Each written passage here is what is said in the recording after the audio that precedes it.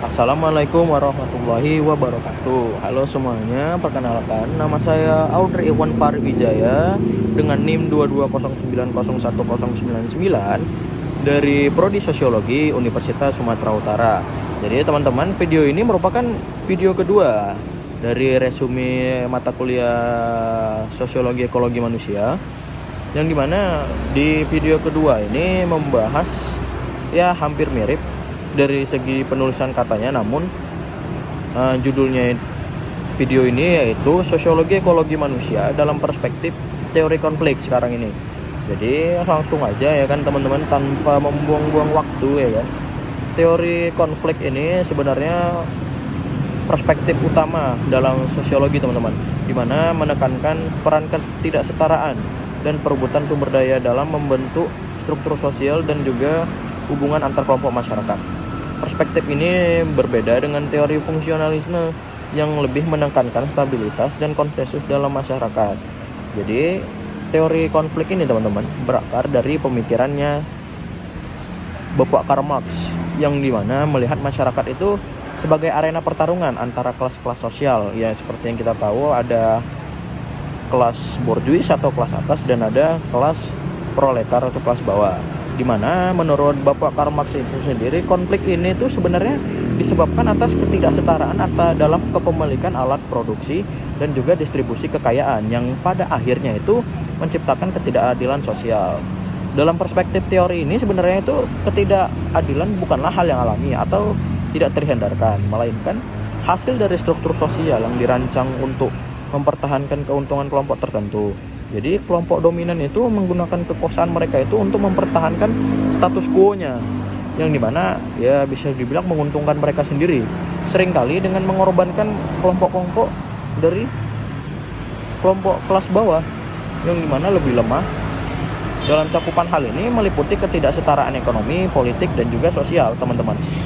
Jadi teori konflik ini sebenarnya masyarakat itu dilihat sebagai tempat perebutan sumber daya yang terbatas, mau itu sumber daya ekonomi ataupun non-ekonomi. Jadi konflik ini sebenarnya muncul sebab kelompok yang berbeda memiliki kepentingan yang bertentangan dalam mendapatkan dan mempertahankan sumber daya tersebut. Perebutan ini dapat terjadi dalam berbagai konteks, mulai dari itu hubungan antar kelas, sosial, etnis, gelar, dan juga hingga negara teman-teman. Jadi dalam perspektif teori ini, distribusi sumber daya alam itu yang tidak merata dipandang sebagai hasil dari ketimpangan kekuasaan dalam masyarakat, teman-teman. Teori ini sendiri menekankan bahwa sumber daya alam seperti tanah, air, dan juga mineral seringkali dimonopoli oleh kelompok yang bisa dibilang borjuis atau kelompok atas atau kelompok yang mempunyai kekuasaan, teman-teman. Kekuasaan atas ekonomi dan juga politik, sehingga para kelompok atas itu semena-mena atas kekuasaan mereka tersebut, karena mereka bisa mengontrol akses dan bisa memanfaatkan sumber daya itu untuk mereka sendiri tanpa memikirkan kelompok-kelompok kelas bawah, sehingga terjadilah pertarungan tersebut. Jadi teman-teman, ketidakmerataan distribusi ini itu sebenarnya menciptakan ketidakadilan sosial, karena kelompok yang mempunyai kekuasaan seperti yang saya bilang tadi itu cenderung mengeksploitasi sumber daya alam untuk keuntungan mereka sendiri. Mereka kaya sendiri. Nanti hasil dari ketamakan mereka itu kaum-kaum kelas bawah yang merasain. Jadi bisa kita ambil contoh kayak dalam pertanian nih, misal pemilik lahan yang besar pastinya mempunyai akses yang lebih besar. Bisa itu akses dari air atau segala macamnya. Namun ketika petani kecil ini menggarap lahannya, pasti ada aja kesusahannya, seperti akses air itu. Seperti yang di kampung-kampung saya itu, petani-petani kecil itu butuh effort, butuh perjuangan agar mendapatkan air sehingga bisa menghidupi lahan mereka gitu.